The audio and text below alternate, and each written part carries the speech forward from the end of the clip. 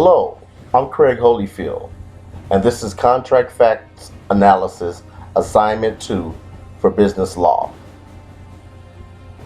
The litigants in the case are the plaintiff Chris Brown, and the defendants Rihanna in Scenario A and Beyonce in Scenario B.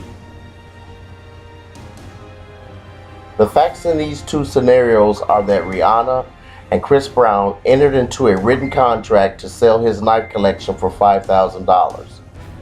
Evidence proves that Rihanna understood the terms of the contract because she paid the first payment of $2,500 when she picked up the knives. Rihanna then assigned the debt to Beyonce when she was clearly intoxicated. At a later time, Beyonce makes a written contract on a cocktail napkin to pay the $2,500 to Chris Brown. In the first scenario, Mr. Brown sues Rihanna for breach of contract because she did not pay the second installment on the $5,000 debt owed to him as they agreed. The second scenario, Brown sues Beyonce after she failed to pay him per their agreement. Rihanna's argument is that she is no longer responsible for the debt since she assigned her responsibilities over to Beyonce. Beyonce's argument could be that she was intoxicated on both occasions because alcohol was involved and Rihanna and Chris Brown took advantage of the situation and made her agree to pay the debt.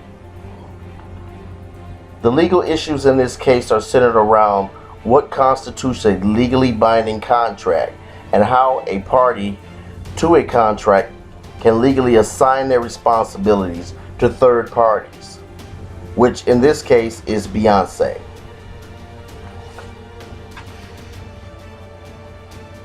Competency under the law requires that both parties entering a contractual agreement must have the mental capacity to understand their obligations within the contract. The intoxicated party may have their obligations dismissed if the intoxication was involuntary or if they can prove they were taken advantage of by the sober party. For an assignment to take place, the assignee, which in this case is Rihanna, must have written consent from Chris Brown to assign the debt to Beyonce. Since Beyonce was obviously intoxicated at the time, she lacks the mental capacity to understand her obligations under the law. Rihanna can still be held liable for the debt under the law.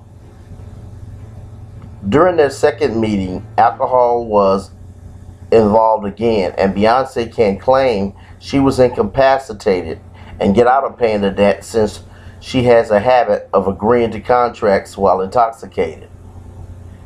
The extent by which Beyonce understood what she was signing is the legal question.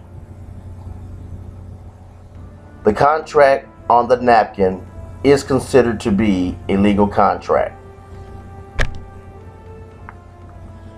A fact analysis reveals similar patterns of Beyonce's and Rihanna's behavior in both scenarios.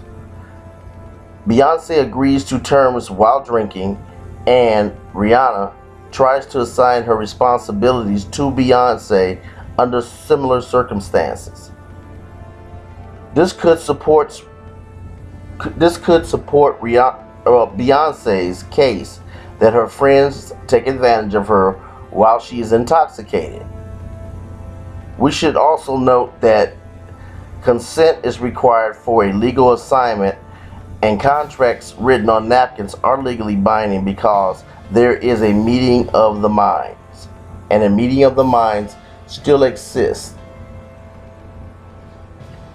Chris Brown should win his lawsuit against Rihanna because she didn't properly assign her duties over to Beyonce, and Beyonce was intoxicated when she agreed to pay the debt anyway. The contract Brown had with Beyonce is a legally binding contract, but she can claim she was intoxicated again. In this case, Rihanna may still be on the hook to pay Mr. Brown the debt she owes him for the knives.